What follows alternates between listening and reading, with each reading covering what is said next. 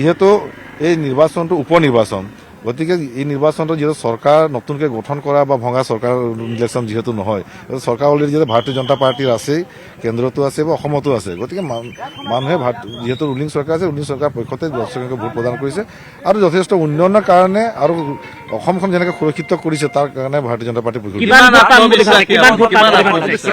আমি 55,000 অধিক ভোট পাম বুলি আমি আশা কৰিছোঁ 55,000 কিমান ভোটত জিকিব পাৰে আপুনি তেনেকুৱা কিবা আমি মিনিমাম 20,000 ওপৰ লিডিঙত আমি জিকিম বুলি আমি আশা কৰিছোঁ আমি প্ৰতিটো বুথ কমিটিৰলৈকে আমি যেতিয়া এনালাইচিছ কৰিছোঁ ইলেকশ্যন হৈ যোৱাৰ পিছত গতিকে সকলো স্তৰৰ পৰা আমি যেতিয়া এনালাইচিছ কৰাৰ পৰা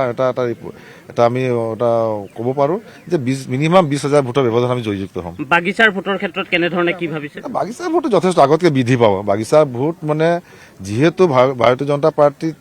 নেতৃত্ব চৰকাৰখন অহাৰ পিছৰ পৰাই চাহ জনগোষ্ঠী বা আদিবাসী লোকসকলৰ কাৰণে বা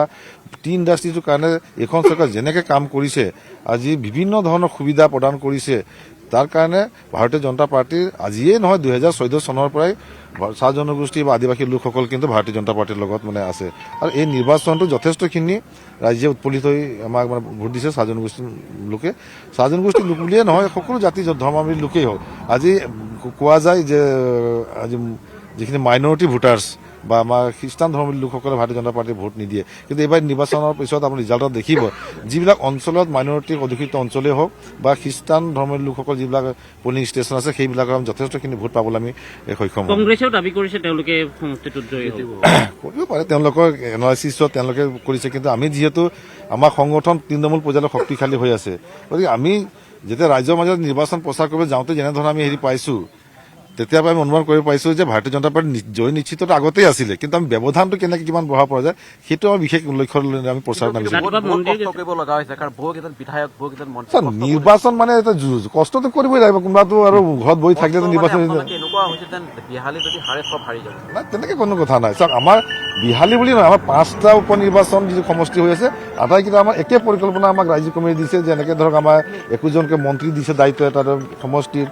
প্ৰতিগৰাকী বিধায়ক বা আমাৰ কোনোবা ৰাজ্যিক নেতৃত্বক এটা পঞ্চায়তৰ দায়িত্ব দিয়া হৈছিলে তেনেকৈ সাংসদসকলক এটা জিলা পৰিষদ হোৱা দায়িত্ব দিয়া আছে আৰু আমাৰ স্থানীয় আমাৰ সাংসদ মহোদয় আছে বা আমাৰ মানে কাৰ্যকৰ্তা আছে জিলাৰ হওক মণ্ডলৰ হওক পঞ্চায়ত লেভেলত হওক বা বুথ কমিটিৰ সকলো আমি এটা সুন্দৰ পৰিকল্পনা কৰি পেলাই আমি এই ইলেকশ্যনত আমি অৱতীৰ্ণ হৈছিলোঁ আৰু সেইটো সকলো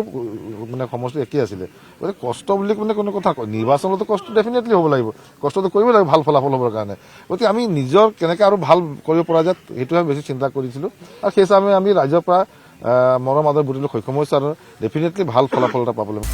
আপুনি বিচৰা বাতৰি পাব কেৱল নিউজ 18 এপত নিউজ 18 এপ ডাউনলোড কৰিবলৈ স্কেন কৰক এই QR কোড গুগল প্লে ষ্টৰতো পাব এই নিউজ 18 এপ